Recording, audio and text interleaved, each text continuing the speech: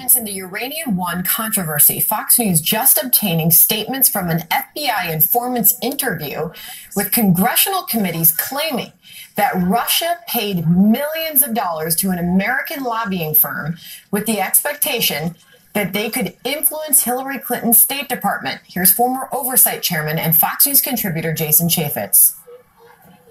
Uranium is a very precious resource. Right. I don't know why we would give up any of it. And so if you take 20% of our uranium reserves and allow anybody else, especially the Russians, to have access to it, that is a huge concern. And we need to understand why.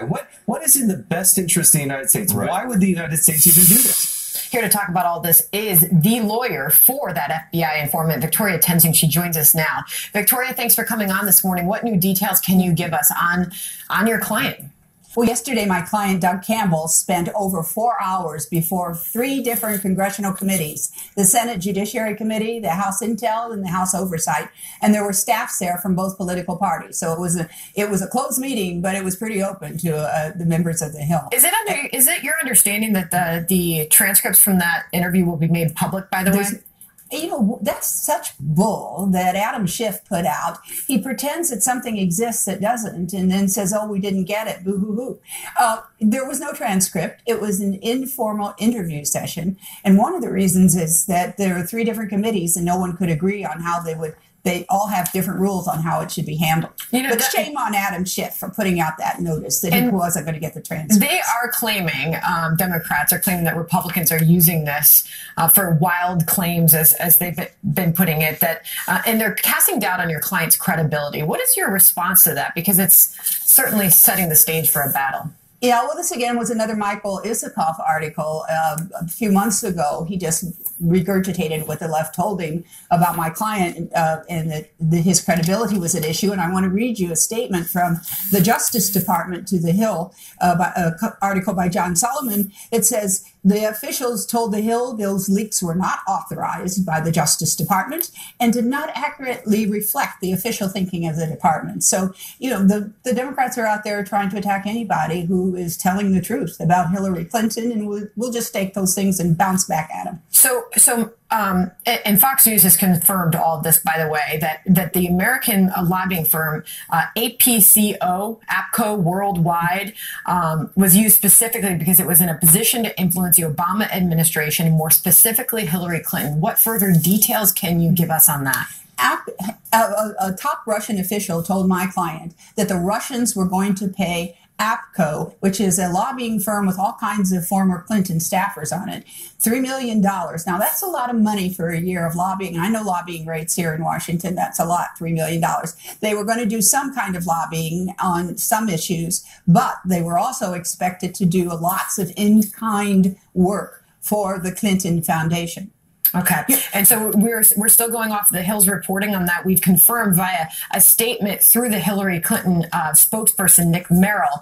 This is their camp's response to this, Victoria. Just yesterday, the committee made clear that this secret informant charade was just that, a charade, along with the widely debunked text message gate and Nunes embarrassing memo episode. We have a trifecta of GOP manufactured scandals designed to distract from their own president's problems and the threat to democracy he poses. That is their response. It's a distraction. Oh, Lordy, Lordy. Well, that would be a good fiction writer. I think that person who wrote that ought to go into some other business besides politics. This is my client, Doug Campbell, was so credible. I mean, he came out because he thought he was dying from cancer and he wanted his story to be told. And he started this over a year ago I wasn't involved. So they can go attack all they want to. He's got the truth. He's got briefings. The FBI has all kinds of videotapes. This really started, you need to know this, in 2005 when Bill Clinton went to Kazakhstan with his multi-gazillionaire friend, Frank Justra, and they wined and dined the corrupt dictator of Kazakhstan. And lo and behold, the next morning, they come away with Uranium One mining contracts. And that's when the Russians started planning it. Hillary Clinton was senator at the time. And when she became Secretary of State in 2009, the Russians thought they died and gone to heaven. And that's when they started planning this Uranium One purchase. What is next for your client then? Well, we don't know. We're waiting to hear from the various committees. He may do a public testimony. But what people really ought to be looking at is, why was this CFIUS decision made? On its face, it's not a good decision. But when you consider the fact that Bill Clinton got $500,000 4 months before the decision was made, and the Clinton Foundation got $145 million from the people who gained when their stock rose after the uranium purchase went through, I think it takes some looking into, don't you? What does he make of the back and forth as a result of his coming forward?